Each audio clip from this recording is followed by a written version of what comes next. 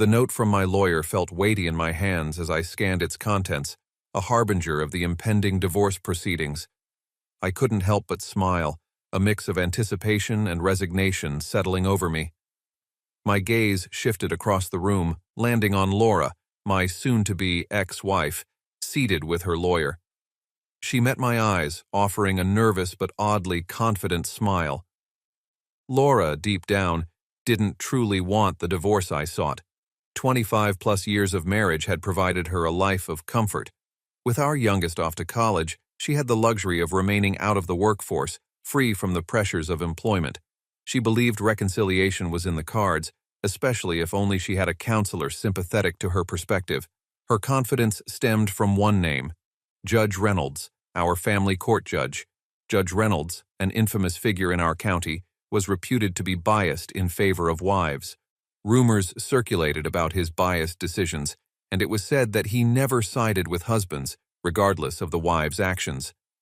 Laura's smugness was fueled by the belief that her fate rested in the hands of a man whose office, according to urban legend, boasted an extensive collection of male scrotums. As the bailiff called for everyone to stand, Judge Reynolds lumbered into the courtroom, his weight protesting the reinforced chair.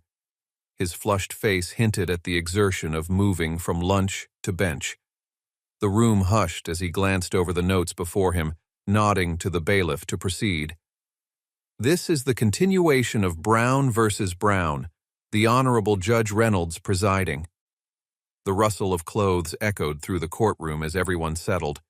When prompted to stand, I reluctantly rose, feeling the judge's mocking gaze. Reynolds wasted no time, acknowledging my recent 30-day stint in jail, the fourth for contempt of court. His opposition to my sentence stemmed from his unwavering belief in mandatory couples counseling for marriage dissolution. Marriage, he claimed, was a divine institution requiring every available resource to prevent its breakdown. He challenged me, asking if I was now willing to give Laura a chance to explain, under the guidance of a professional counselor, how I had failed her. Suppressing the urge to retch at his words, I reluctantly agreed to comply with counseling if, after stating my case, both Laura and the judge insisted on it. I took a deep breath, surprised at my ability to articulate my thoughts in the face of Reynolds's notorious disregard for rules. Despite my attorney's assurance that I could speak freely, the judge's track record of unrestrained decisions lingered in my mind. I began recounting my 27-year marriage, highlighting the stress of entrepreneurship and my unwavering commitment despite temptations. However, I vehemently asserted that I didn't deserve the betrayal I discovered on March 20th. Walking in on a stranger in my living room, coupled with the sounds of intimacy upstairs, had left me shocked and humiliated.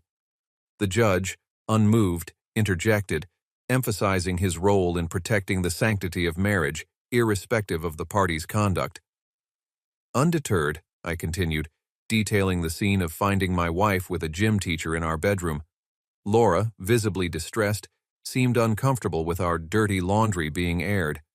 The judge, impervious to the moral nuances, dismissed my grievances, emphasizing his commitment to the institution of marriage. As I approached the conversation with Laura after her lovers left, the judge irritably interrupted, inquiring about the impending assault case. The judge's indifference to the morality of society and his singular focus on salvaging marriages frustrated me. I forged ahead, expressing my disbelief at the situation and Laura's demand that I accept her infidelity or file for divorce.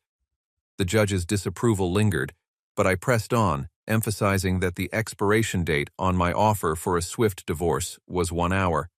If unsigned, we'd proceed to counseling, a charade I doubted would change anything. My attorney then presented the divorce settlement offer, detailing the transfer of assets and the conditions for financial resolution. Laura and her lawyer engaged in a heated discussion, ultimately agreeing to the terms. The judge, disappointed by greed triumphing over principle, ratified the deal, officially dissolving the marriage of David and Laura Brown.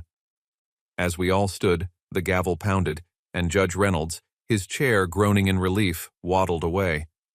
Glancing at Laura's table, I observed her and her lawyer grinning, seemingly oblivious to the impending unraveling of her life. The judge's decisions, wrapped in a facade of sanctity, left me resentful and skeptical of justice. The courtroom drama concluded, but the repercussions of this showdown etched into the uncertain chapters of my post-divorce life. I woke up the morning after the divorce proceedings with a sense of liberation. The weight of a failed marriage had lifted, and I could finally envision a new chapter in my life.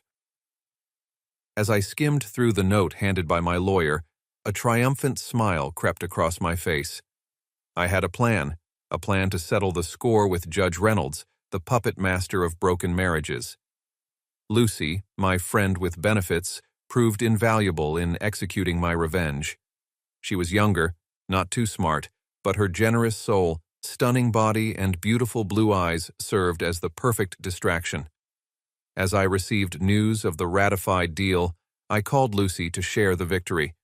I arrived at her place with a bottle of sparkling wine.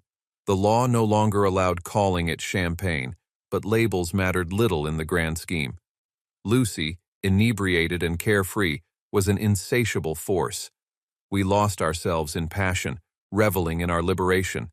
In the midst of our ecstasy, her husband stumbled into the room. It was none other than Judge Reynolds himself, the man who had dared to judge my broken marriage. I seized the opportunity to taunt him. "Hello, Judge Reynolds. Welcome home. I'm just helping Lucy adjust to your shortcomings as a husband." He lunged at me, fists flying, as Lucy, still under the influence, tried to intervene. With a swift knee to his groin, I brought him down. The entire scene played out beautifully on the bedside camera. Reynolds, once a figure of authority, had fallen from grace. Expelled from the Law Society and jailed for assaulting Lucy, he became an outcast even among fellow inmates. His reputation couldn't protect him, and he endured constant harassment. Media sharks circled the story of the fallen judge, exposing Laura's deeds to the nation. The repercussions were severe. She lost her home, spiraled into debt, and aged 20 years in the process. My revenge extended beyond personal satisfaction. It dismantled the life of the man who thought he held all the cards. Unable to attend Reynolds' assault hearings due to my new island residence, I relied on the footage of our confrontation. Laura's story became a cautionary tale, amplifying my newfound infamy. The judge, once feared, had become a urinal for divorced men with lingering anger issues. As I lay under the tropical sun, I pondered my actions. Reynolds had become a mere shadow of himself, a recluse until his untimely death 5 years later. The grave that once symbolized authority had transformed into a symbol of retribution for those wronged by his biased decisions. My revenge was complete, and I reveled in the downfall of a man who had played puppeteer with the sanctity of marriage. As I reclined under the tropical sun, contemplating the azure waters, my mind wandered back to Laura. The media frenzy had pounced on her story like sharks smelling blood. Her tale, once a national spectacle, now became a cautionary narrative of hubris and downfall. Laura's life post-divorce was far from the luxury she had once reveled in. The opulent house she seized with confidence turned out to be mortgaged up to its eyeballs. The illusion of financial security she thought she had was shattered, much like the remnants of our broken marriage. Unable to pay her mounting debts, Laura lost her home, a symbol of the excessive lifestyle she had grown accustomed to. The once extravagant woman was reduced to a one-bedroom apartment, a far cry from the expansive residence she once shared with me. Laura, the waitress, became a reality. The woman who hadn't worked a day since our youngest left for college found herself navigating trays and orders. Her descent into the mundane world of employment aged her prematurely, the toll of the stress etched on her face like wrinkles etch themselves onto time-worn paper. The media, relentless in its pursuit of sensational stories, chronicled her every move. Laura's humiliating journey was a spectacle for the nation to witness. The once glamorous socialite became a cautionary tale, a stark reminder that life's excesses could crumble in an instant. As I basked in the glow of my new life, I couldn't help but reflect on the karmic justice that seemed to play out. Laura's story, splashed across headlines, showcased the consequences of her actions. The friends who once surrounded her drifted away, unable to bear the weight of her scandalous behavior. The final blow to Laura's erstwhile life was the loss of her social standing. No longer a revered figure in high society, she became a pariah. The same circles that once clamored for her attention now shunned her presence. Laura, who had reveled in excess, found herself isolated in the solitude of her own making. The children, during their visits, brought me updates on Laura's continuing misfortunes. Each piece of news reaffirmed my decision to distance myself from a woman who had betrayed our vows and tarnished the sanctity of our marriage. As they spoke of her struggles, I couldn't muster an ounce of sympathy, for the consequences she faced were the direct result of her choices. Judge Reynolds, whose biased decisions had fueled Laura's misplaced confidence, had become a mere footnote in her unraveling story. The media, having moved on to fresher scandals, left Laura to grapple with the wreckage of her own creation. As I lay under the tropical sun, I contemplated the tranquility that had become my life. Tomorrow marked the arrival of my children for the third time on this island, a place where they had formed a deep connection with Lucy. The simplicity of her soul had endeared her to them, and I knew any affront to her would incur their disapproval. The children's presence would undoubtedly bring news of Laura's continuing struggles. Her fall from grace had been swift and profound, a consequence of her actions in the aftermath of our divorce. I had glimpsed into her world, learning that she lost her home, abandoned our neighborhood in humiliation, and settled into a one-bedroom apartment while shouldering the demands of waitressing.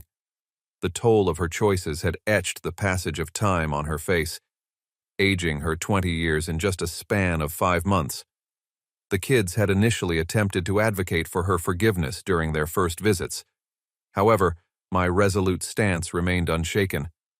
I shared with them the unvarnished truth, the tapes capturing the moment I discovered her infidelity, her subsequent confession, and the audacious demands that severed any hope of leniency.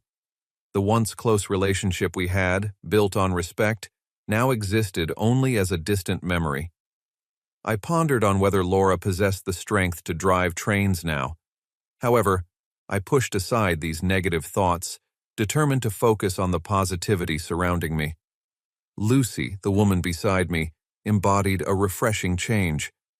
Her radiant smile greeted the morning sun even before she opened her captivating blue eyes.